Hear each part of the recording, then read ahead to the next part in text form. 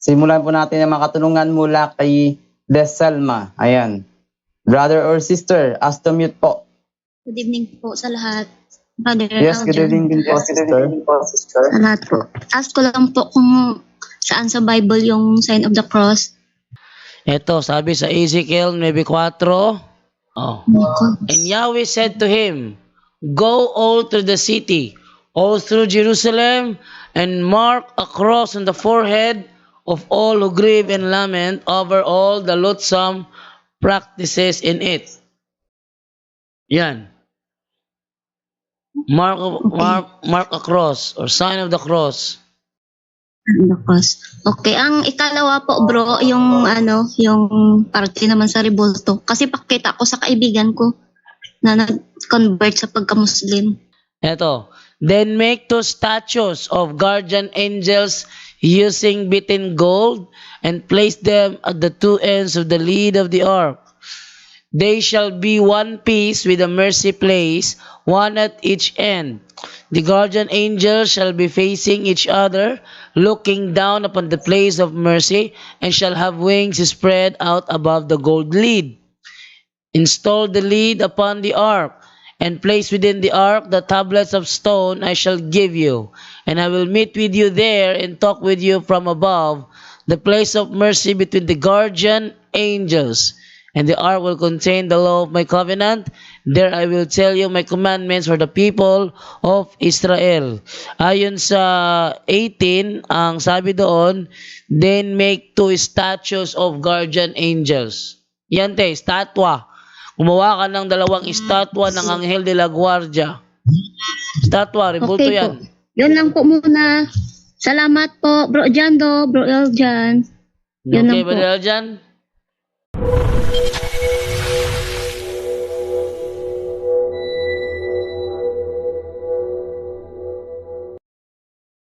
Hello po, good evening ulit.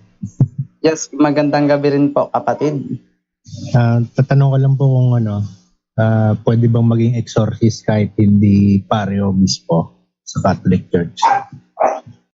Pwede bang anong tanong bro? Pwede raw po bang maging exorcist ang kahit hindi pare o obispo? Ay hindi. Obispo, all bishops are exorcists. Nasa handbook yan ni Padre Sikia. All bishops are exorcists. Pero yung pare na hindi exorcist, pwede yon, deliverance minister lang siya. Pero pag inassign siya as exorcist ng kanilang bishop, pwede siyang maging exorcist. Tinalaga siya.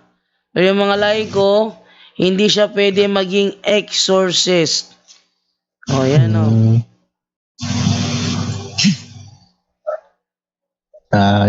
Okay po, malinaw na po. Salamat po. Okay, and then... Bro Janlo, para maging klaro kay sa kapatid natin, ano po yung tawag natin kina Brother Wendell? Ha?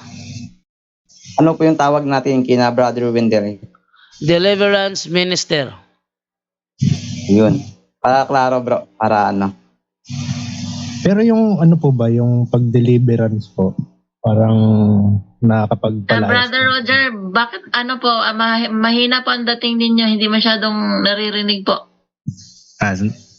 Tatanong ko ulit, yun bang deliverance minister, ano ba yun?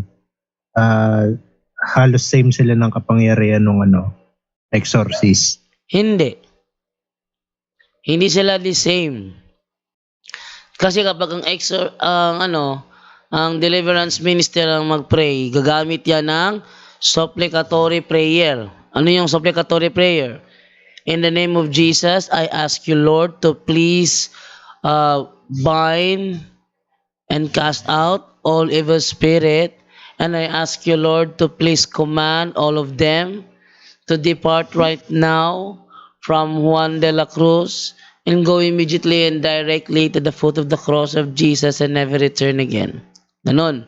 Pero ang exorcist, In the name of Jesus of Nazareth, through his tremendous power as God and through his most powerful and salvific name, I rebuke, repudiate, banning, cast out all of his spirit, and I command all of you to depart right now. Yun.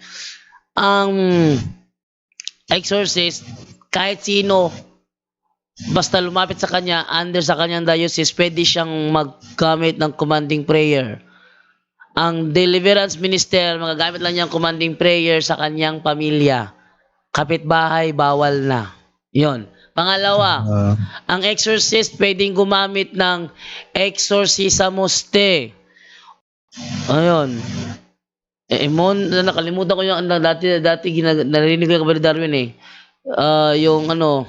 Yung Latin na I exorcise you in the name of Jesus Christ, yun.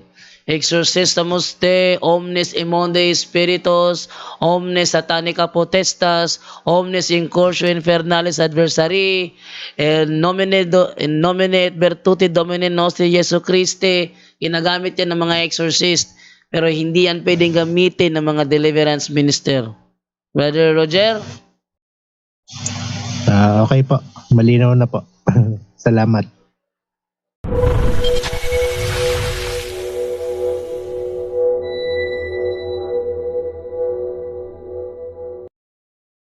Brother Randy Didios, mute po, kapatid. Magandang gabi po sa mga nanonood ng Punto por Punto at saka sa Team Maria. Mayroon po akong tatlong katanungan. Ang una pong katanungan ay tungkol dun sa mixed marriage dati ni Brother Angel. Diba, pinapayagan ng simbahang Katoliko yung mixed marriage. Tapos, di ba ang requirement ng bago kasalin, kung pagpakasali sila na magkaibang relihiyon simbahan, di ba pinagkukumpisal, hinahanapan ng baptismal na simbahan bago payagan? Ano po yun kung yung magiging asawa ko ay hindi Katoliko tapos magpapakasal kami doon sa simbahan? At syempre, susubuan ng pare yung siya. Sino yung susubuan? Ako lang susubuan. Yung kasama ko na hindi Katoliko, hindi susubuan. Ganun po ba pag mixed marriage? Okay, thank you so much sa magandang tanong, Brother Randy. At ngayon po, ibibigay ko po yung kasagutan mula sa ating kasamaan dito, Brother Angel Santos. Yes, actually babasahin mo 'yon, pwede po siya sa sa Canons 11:24 po, no? Okay. A mixed marriage is described as a marriage between two baptized persons, one of whom was baptized in the Catholic Church or received into it after baptism and was not left it by formal act. And the other of whom is a member of a church of ecclesial community which does not have full communion. So ang nakalagay lang kasi doon na pwede ang mixed marriage, pero yung proseso hindi po tayo masyadong maano kung yung proseso nila, kung kailangan nila. Kasi kung kagaya ng sabi mo, tama, no? Kasi di ba pinagkukumpisal muna yung mga ikakasal, di ba? May seminar pa yan. So, tapos makakapag pinagsusubo. Pero ang nabalitaan ko may mixed marriage na ang nangyayari dyan is parang pinapasubo rin yung isa, yung asawa din na hindi Katoliko. So, yung mismong proseso niyan, ang nakalagay lang sa atin is mixed marriage, no? Pero yung proseso niyan, ang pari po nakakaalam niyan kung mismong si Father na ang magsasabi niyan kung dadaan pa siya sa kumpisal kasi alam naman po natin, no, yung sacramental confession, wala silang faith doon. So hindi nila pwedeng bigyan ng kahit sinong confession if they don't have any faith in the Catholic Church. Kailangan muna talagang tanggapin nila yon. So ang mas malamang po doon, ang focus sa mixed marriage is itong Katoliko. Okay? Ang nakikita po natin dito, kaya binayag na mixed marriage, itong Katoliko at biblically meron po nakalagay dyan na mga hindi sumasampalataya ay kailangan wag hiwalayin ng tao. So, pwede mo siyang pakisamahan.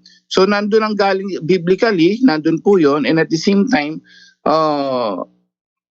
ang nakikita natin kaya siya pinapayagan just because itong Katoliko para makareceive ng communion at siya may siya sa kasalanan. So medyo iiwas po siya sa kasalanan doon. So yung proseso sa pari na po mag-aano niyan dahil wala tayong nakalagay na yung sila ba ay dadaan sa kumpisal, dadaan sa ng katikisimo, wala po tayong doon, kapatid. Ang pinaka diyan sentro kasi niyan yung mismong Katoliko.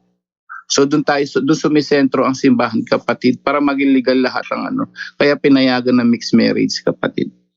May by experience lang po sa akin kasi yung pinsan ko dati nung kinasal yon, ang yung naging asawa niya is Sabadista yata yun, Seventh-day Adventist. Pero kinasal sila sa church natin, silang dalawa pinakain ng ostia, pinainom din ng wine, yes. Yun nga po ang narinig ko. Na parehong pagsusubuan ng ostia yung dalawa. Pero dun sa confession kasi, ang alam ko, kami rin yun bago ikasal pa confession dadaan ka. Hindi ko lang alam kung dumaan sila noon. So, yung nga yung tinatanong ni Brad Raldi. So, ang pinaka-information lang tayo, Brad Raldi, meron tayo is makakapagsubo sila ng dalawa ng Holy Eucharist po. Yun lang po yung pwede natin maibigay at may mixed marriage po talaga. Sa lahat ng mga nakikinig ngayon, gusto nyo mong may problema kayo dun sa girlfriend nyo na ibang sekta, pwede po mixed marriage, kapatid. Lalo na sa ibang bansa, maraming ganun. Yun po, kapatid. Thank you so much, Brother Angel. Randy, next question po. Thank you.